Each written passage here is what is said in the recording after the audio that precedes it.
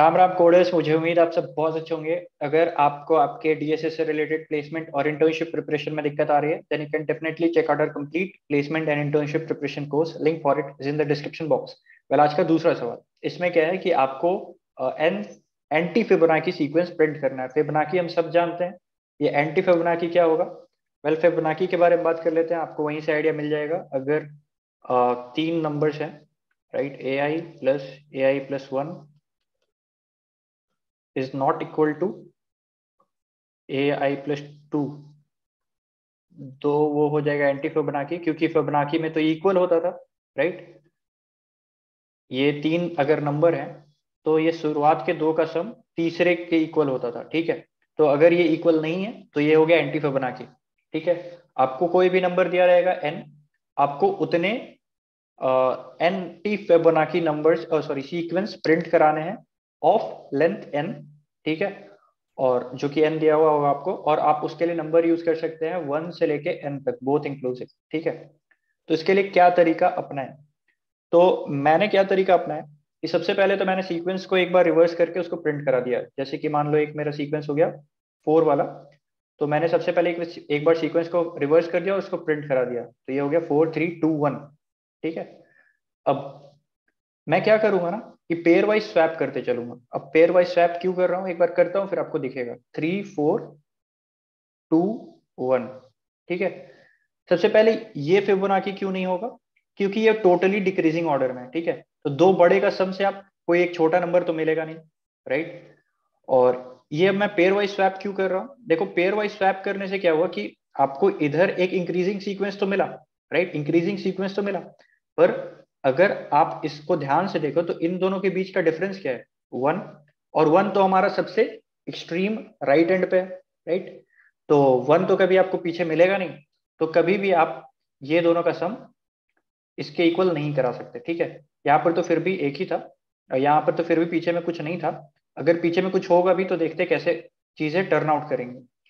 तो मैंने एक ये सीक्वेंस प्रिंट कराया, ठीक है। उसके बाद मैं क्या करता हूँ, मैं चले जाता हूँ अगले सीक्वेंस को स्वैप करता हूँ, ठीक है। और एक बार जो आपने स्वैप कर दिया ना, 4 3 को 3 4 कर दिया, तो फिर से आप इसको रिवर्स कर देना, ठीक है। 4 3 2 1, अब हम इसको रिवर्स करेंगे। अब ये हो गया 2 3 1, ठीक है।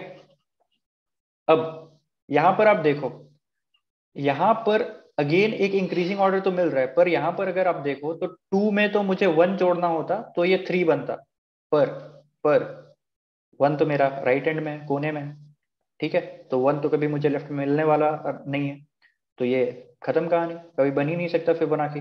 आगे बढ़ते हैं, और फिर से इस सीक्वेंस को मैं वापस रिवर्ट बैक कर दूंगा, जो ओरिजिनल मेरा रिवर्स किया हुआ था सीक्वेंस, उसको उस पर पहुंच जाऊंगा। ये अब मैं इन दोनों को स्वैप करूंगा, 4 3 1 2। देन अगेन आप देख सकते हैं कि यहाँ पर एक इंक्रीजिंग ऑर्डर में तो गया, पर इसमें वन में मुझे फिर से वन ही जोड़ना पड़ता तो मुझे टू मिलता, पर वन तो भाई है ही नहीं, वन तो अलग ही दुनिया में, राइट। तो बस हो गया, एक तो आपने रिवर्स करके प्रिंट करा दिया, और फिर ऐसे करके आप चलते चलो, n-1 सीक्वेंस आपको मिल जाएंगे। n-1 स्वैप्स आप कर सकते हो बेसिकली, अगर आपके पास n नंबर है 1 2 3 4 5, तो आप n-1 पेयर वाइज स्वैप कर सकते हो। एक इसका कर सकते हो, दूसरा इसका कर सकते हो, तीसरा इसका कर सकते हो, चौथा इसका कर सकते हो। चार पेयर वाइज स्वैप आप कर सकते हो, और एक आपने रिवर्स करके प्रिंट करा दिया, ठीक है। तो आपने टोटल एन सीक्वेंस तो आपने प्रिंट करा दिया।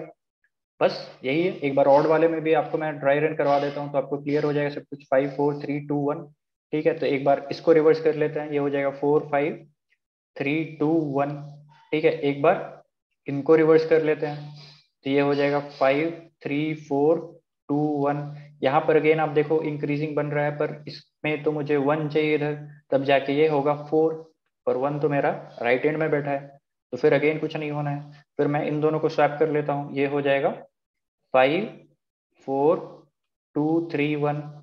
फिर मैं इन दोनों को स्वैप कर लेता हूँ, ये हो जाएगा 5 4 3 1 2। और ये हो गया आपका जितना भी रिक्वायरमेंट था, आपको 5 सीक्वेंस प्रिंट कराने थे, ये हो गया आपका पहला सीक्वेंस, दूसरा, तीसरा, चौथा, और ये हो गया पांचवा सीक्वेंस, राइट।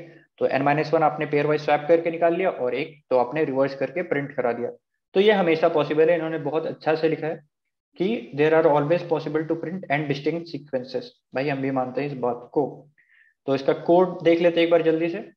मैंने जो कोड लिखा है उससे आपको एक बार वॉक थ्रू करा देता हूँ। सबसे पहले तो मैंने एक वेक्टर बना लिया, राइट, और उसमें 1 से लेके n तक के सारे नंबर्स को मैंने इंसर्ट कर लिए। उसके बाद मैंने वेक्टर को रिवर्स कर लिया, राइट, क्योंकि सबसे पहले मुझे रिवर्स करके प्रिंट कराना है।